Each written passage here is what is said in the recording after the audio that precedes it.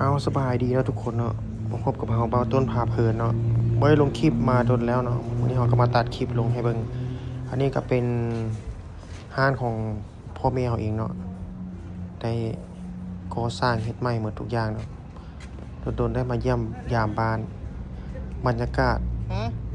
อยู่บ้านเราก็เป็นแบบนี้นะทุกคนห้านขายเครื่องแบบบ้านนอกอันนี้กำลังปลูกสร้างใหม่ทุกคนหลังจากนั้นเราก็หาปลาเนาะพาตัดมาหาปลานะมีพ่อเลยอยู่หนองอยู่สวนเขาเองนะทุกคน ตอนนี้กำลังจะว่านแหเอาปลาอยู่หนองน้อยมากินนะทุกคนเป็นปลาธรรมชาติที่เฮาบ่ได้ปล่อยทุกคนน้องๆตัวนี้เป็นปลาธรรมชาติเลยอันนี้กำลังสิลงว่านแหทุกคน เบิ่งน้องก็ทรงคือสิบ่มีปลาหลายทุกคนเนาะแต่ก็บ่ฮู้กันเนาะทุกคนติดตามตอนต่อไปว่าสิได้บ่แล้วเขาก็อยู่เทิงเนาะท่ารุ่นเบิ่งว่าสิได้บ่ตอนนี้เอาเกียมวานไปแล้วทุกคนตอนนี้วานไปแล้วไอ้บัวจะนำบ้านนั่นครับให้ฮักเอาทุกคนให้ฮักเอามากินปลาอยู่หนองนำเอากับเกียมลงบ่ได้ทุกคนนี่ก็ลงไปเบิ่งนะว่าสิติดปลาบ่ทุกคนแต่ว่าย่านปีกล้าลง เขาก็บ่ได้ลงหนองโดนนะทุกคนตั้งแต่น้อยจะใหญ่หาก็ลงหนองทุกคน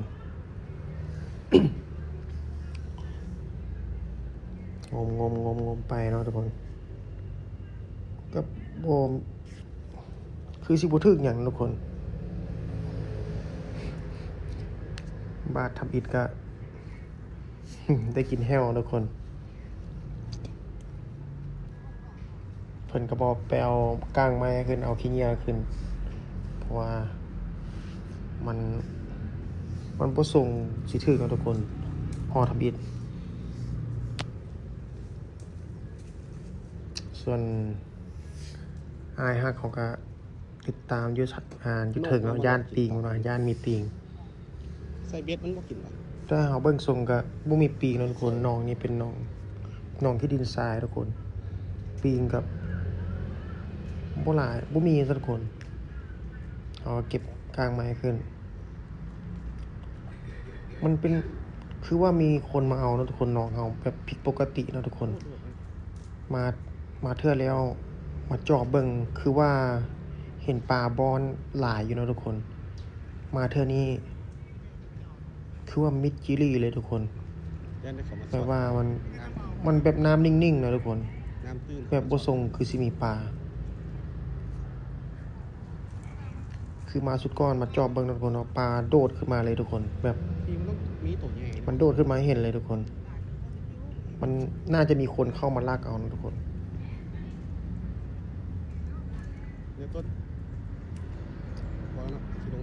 เพราะว่าหนองนี่ก็เป็นหนองที่บ่ได้ดูดนะทุกคนบ่ได้ดูดจากเทื่อเลยแบบมันอยู่ในบ้านเนาะบ้านประชาชนอยู่ใกล้บ้านประชาชนพ่อเขาก็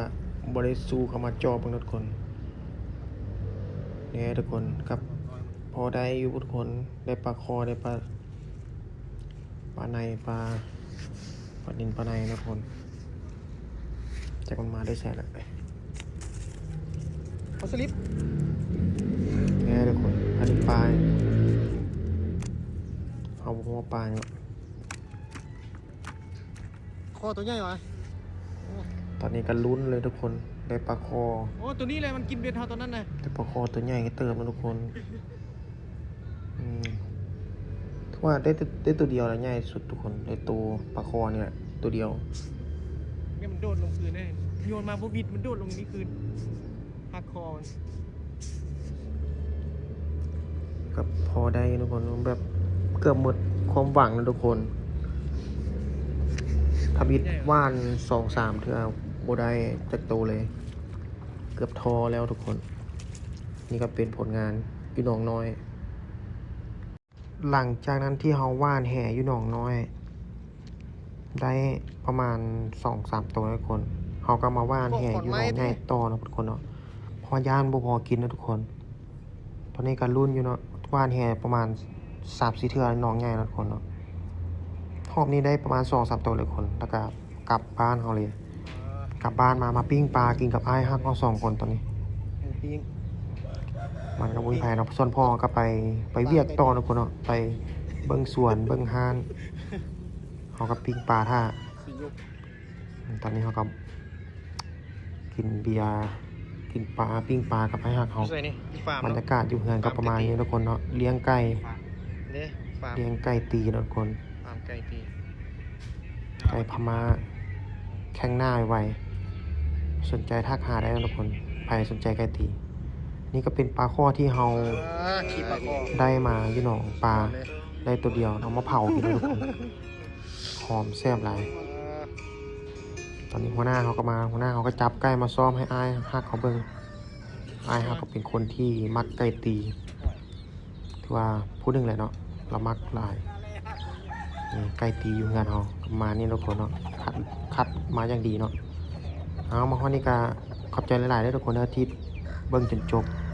ฝากกดไลค์กดติดตามเป็นกำลังใจให้เราหน่อยเด้อข้อนี้ก็สกินโตวก่อนบ๊ายบาย